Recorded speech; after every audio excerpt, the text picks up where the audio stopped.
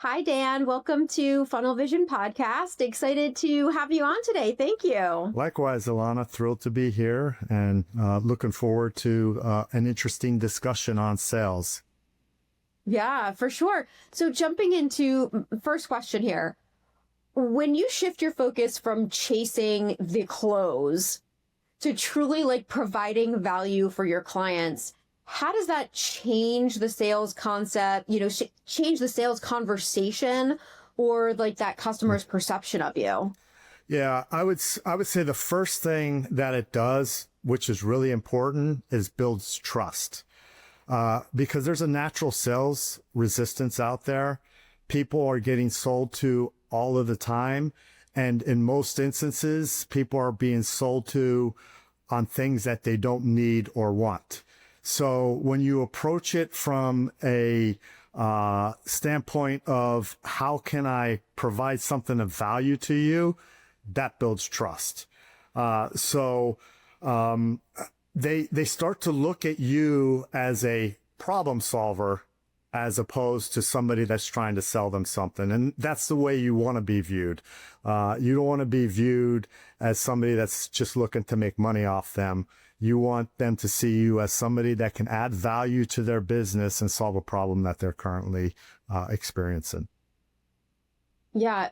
And it sounds like the best way to do that, and we'll talk, about some practical ways people can do that too. But it sounds like it's more about listening and understanding them than kind of pushing your own agenda and just trying to get to the close. Yeah, absolutely. The famous saying we have in sales where it's a very common problem, we call it show up and throw up, where you basically show up and you just babble on and on about how great your company is, how great your solutions are, without even understanding anything about your client and what what problem they're trying to solve. So you're absolutely correct. Listening is a key part of that building trust and helping you create value. Yeah. And what are some practical ways that salespeople can identify and deliver value early on in the sales process, but before even, a deal is on the table to create that trust? Yeah, I think there's many ways to look at how you create value in the very beginning. And one simple way you can create value is you as a salesperson being responsive, being available, being helpful, being there when they have a question. That's how you create value in you as a resource for them. Be curious about their business. Understand, what are they trying to solve? What's their problem? What initiated the call? If they've reached out to you, if you're reaching out to them, what was the main reason that they took the appointment with you, and try to understand how they're doing it. And as you just talked about, listening, make sure you're listening more than talking. It's the old 80-20 rule. If you're talking more than 20% of the time, then you're basically not doing what you need to do. I would say also be process oriented. Understand their processes completely, because that's how you solve problems. Everything in most cases, whether it's a service or a particular product, boils down to a process at some sort of, I'm hiring this product, or I'm hiring this service to solve this problem. What is the process that, is on the front end of that and on the back end of that? And how can you improve their current processes? So understand those completely. And then start to try to quantify the value of your solution in terms of dollars to the bottom line. Because in many instances, the folks that you're speaking to may not be the ultimate decision maker. They may have to take the solutions that you're bringing to somebody else to make the ultimate decision.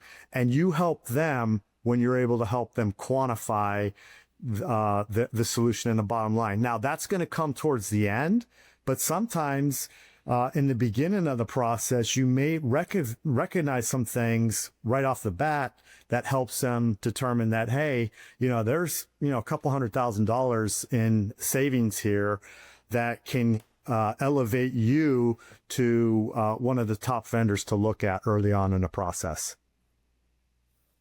That's honestly, like, it is simple and brilliant, because I don't think a lot of salespeople really do that. And especially like when if you are dealing with the decision maker or owner of the, or CEO of business, that they want to understand that.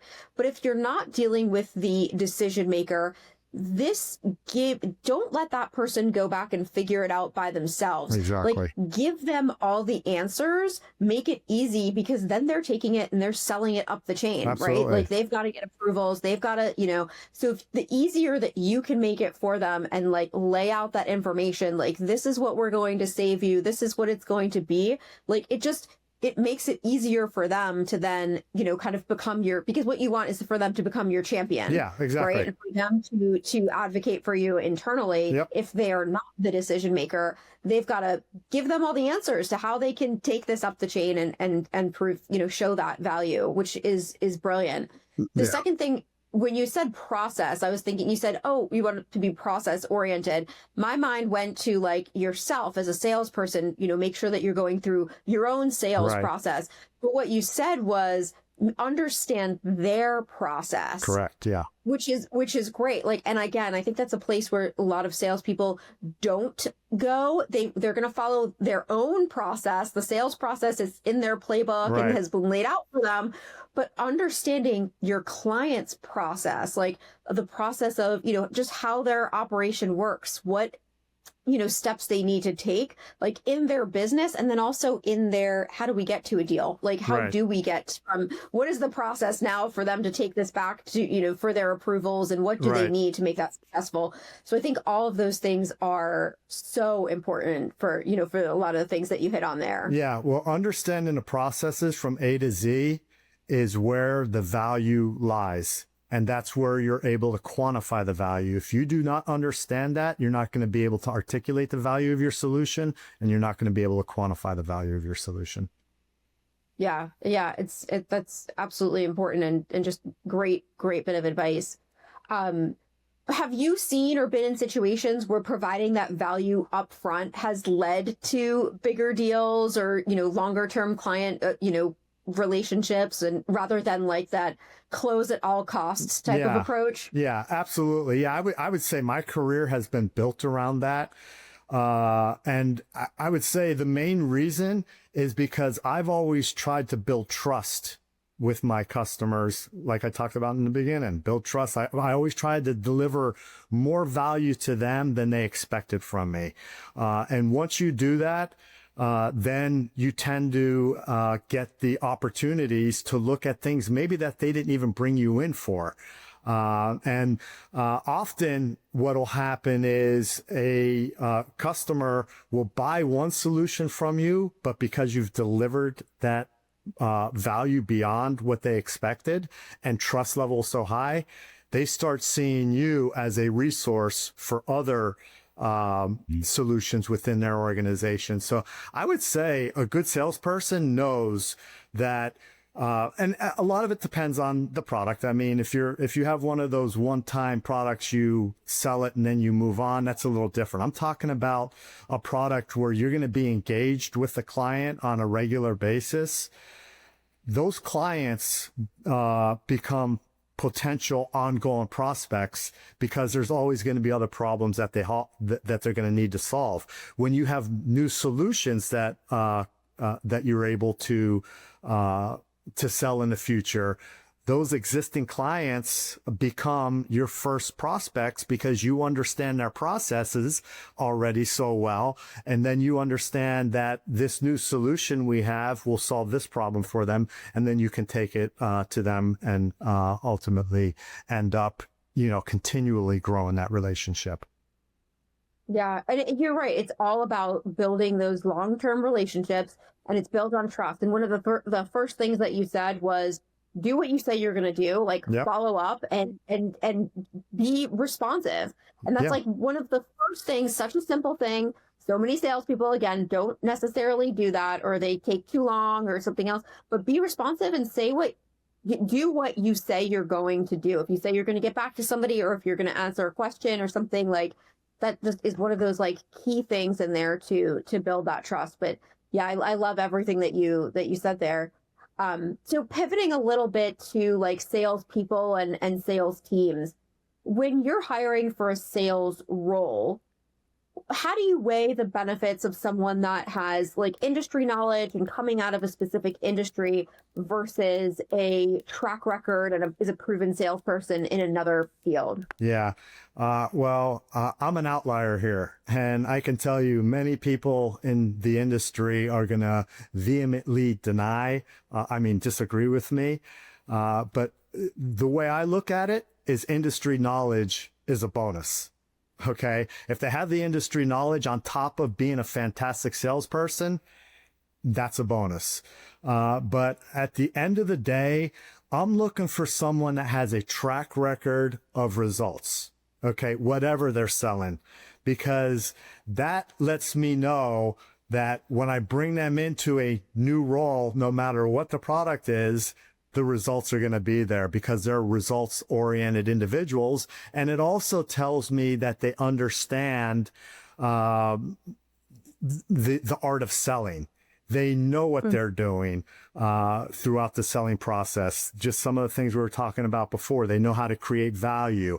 So all they need to do is learn about, the product that they're selling. So, I'm a big believer in, I go for the sales expert first, industry knowledge next. The other thing is sometimes there's benefits to bringing in folks from outside the industry because you get new perspectives on the way you're doing things. And sometimes they come in and they look at your solutions from a totally different perspective. And then they find ways to open up to expand the value proposition that you weren't even aware of, because you have this tunnel vision of this is who we serve. This is how we serve them. This is what they want from us. But sometimes these folks that when you bring them in from the outside are often looking at you from the perspective of a new client would, as they're learning about the products that you sell and the products that you either manufacture or so on and so forth. So I think there can be big benefits from hiring people outside the industry. And matter of fact, looking back on my past experience, some of my best hires have been hires of people that did not have the industry experience when I hired them. Yeah, I am with you. So I also, as a recruiter that specializes in hiring sales talent, the sales piece, especially if you're hiring somebody that is, a senior level person and or needs to be a proven producer, hunter, or something, to have that sales experience and proven track record is really the key thing. Industry, you can teach somebody, you're looking for somebody that's smart, for somebody that can learn, for somebody that has the drive and the go-getting and all those. You can teach them the industry. You don't want to bring somebody in, especially at a higher level, that you're going to have to teach how to sell. If they're not, you really need that proven sales experience, and you can teach them.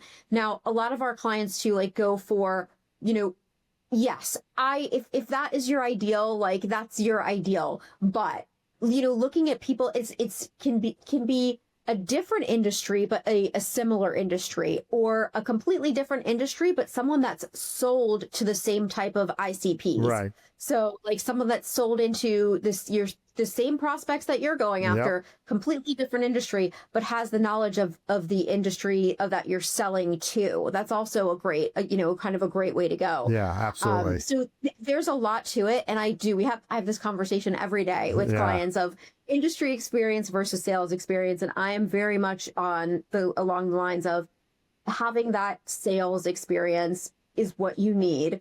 Of course, there's variation, depends on the client, the role, and everything else. But more often than not, going after that sales experience, that proven performer, proven track record, and then they're going to be smart, they're going to be go-getters, they're going to be able to learn about the industry. So Yeah. I definitely agree with you. Yeah, you can always teach somebody the specifics of your value proposition and what goes on in your industry. But one thing you can't teach someone is natural sales ability. And if they're if they have the natural sales talent, it's like I'm going to hire that person every time. Yeah. Yeah, exactly. And that kind of like segued into, my next question, which was how do you decide between that industry insider and a high performing salesperson from a different sector, which I think we've touched on too. But how do you, when you've got clients that are looking for that, how do you explain that value to them and the difference between the two? Yeah, well, I'll start by what I just ended with saying before. Always look for the natural salesperson. Look for that person that's a problem solver and it comes natural to them. And then also look for someone that understands the science of sales. Sales is about 60 to 70% science. Okay. If they can execute the scientific part of the sales process and marry that with the art of the sales process, you got yourself a superstar salesperson. So I'm always looking for the folks that, if I can get somebody at 60 to 70%, even if their art isn't great, I know that I've hired an effective salesperson. So that's very important to me. The other way I look at it is within my organization that I'm hiring for, I already have the industry experts in there. Okay. So all I need to do is arm my sales team with, how we create value, what our value proposition is. And then, especially if it's a technical sell, let them get the folks interested and, in many ways sold on the solution. But then when it comes to the technical questions, bring in the engineer that manufactures the product to answer those specific questions. Bring in the CEO of a small or mid-sized company that was once the head of sales for the company and kind of is no longer in that role, but use that person as a resource to fill in that gap of that industry experience. And most likely 12 months from now, you end up having somebody who's an industry expert and a sales expert. And to me, that's the perfect scenario. Yeah, I definitely agree. And it's funny because, again, a conversation that we have often, but there is that it's okay for your salesperson. They need to be knowledgeable about your product. They need to understand the basics and or more than the basics, but they don't have to be able to answer every single technical question. They can say, let me defer, let me connect you with the sales engineer or with the CEO or anybody else. You don't have to have that level of expertise. And in most cases, you shouldn't necessarily need to have that level of expertise. And there are so many companies that we talk to that, require that experience before going out to be that technical expert too. And you don't need it. Yeah. And sometimes it's a hindrance in the process to even have that technical knowledge. Like focus on the sale, focus on moving that, prospect, creating that trust relationship, moving them through your funnel, and then asking that, bringing in the technical expert, the engineer when you get to that point. Your salesperson does not have to also be that person, because it will hinder the process. Yeah, absolutely. Too. And I'll also state that great organizations understand that selling is a team sport. You don't leave it up to one person.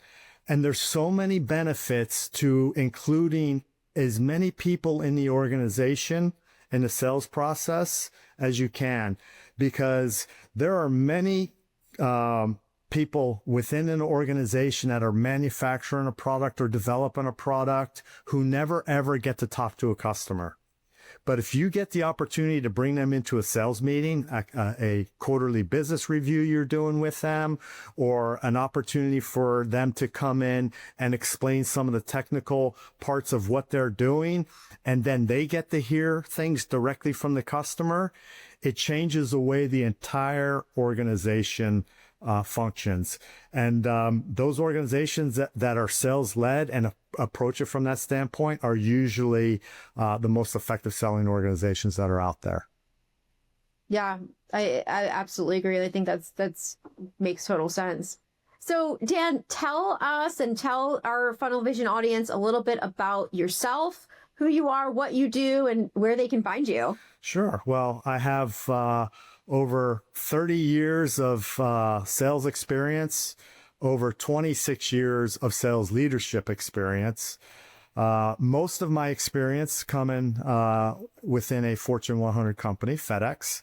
I spent many years with FedEx and worked in pretty much every sales capacity you could throughout a long career. And learned a tremendous amount. FedEx, by the way, is one of those sales-focused companies where they have approached things from a team approach. And that's why I joined the company when they were earning or generating less than $10 billion a year in revenue. And, when I retired in 2023, they were pushing $100 billion in revenue. So that's a very impressive growth trajectory. I also have a background in sales training. I was a sales trainer at FedEx for 2 years. So that was I think something that really helped on my leadership side, because it helped me really understand how to coach and lead salespeople. And then I've led teams both internationally and domestically. And why that's important is because understanding how to motivate and coach teams in different cultural environments can be really important. Selling, for that matter, in different cultural environments can be really important. So I do have that experience as well. And then one of the bucket list items I had after my career with FedEx was to go work for a startup. I wanted to have the opportunity to work with a fast-moving, agile company. Large corporations, by their sheer size, sometimes are not able to move as quickly. And so I wanted that experience. So I went and worked for a startup for 1 year. And then I did what I knew I was going to do for the final chapter of my career, which was launched my sales consulting practice last year. And the reason why I wanted to do a sales consulting practice is because most of my career, I had the opportunity to work with many small to mid-sized companies. And you probably are going to be shocked by this statistic, but about 80% of small to mid-sized companies do not have any type of formal sales process, sales infrastructure in place. And I saw that back in my career at FedEx when I used to go to sales meetings with a lot of these small to mid-sized companies that had great products, generating really good revenue. And when I would walk out of the sales meeting with the salesperson, I would say, oh my God, if I could work with these folks, I could 10x their revenue, because they're not doing anything from a sales perspective that is helping them grow. So that's what drove me into launching this practice a year ago. And I'm thrilled to help small to mid-sized companies 10x their revenue and give them the opportunities to build a world-class sales organization, which every major corporation has. And the reason every major corporation has it is because they understand the importance of investing in sales to be able to grow year after year and to sustain a large business. Perfect. Perfect. And people can find you on LinkedIn? Yes, LinkedIn is the best place to find me. I'm on LinkedIn every day. I usually try to post a couple times a week some sales tips for my followers. So yeah, please reach out to me on LinkedIn. Perfect. Well, thank you so much, Dan, for being on the show. Appreciate it. And I think this is a great conversation and excellent advice for our audience. Thank you. Yeah, well, thank you again for having me. I really enjoyed the conversation, and I hope the listeners will find it valuable. Thank you.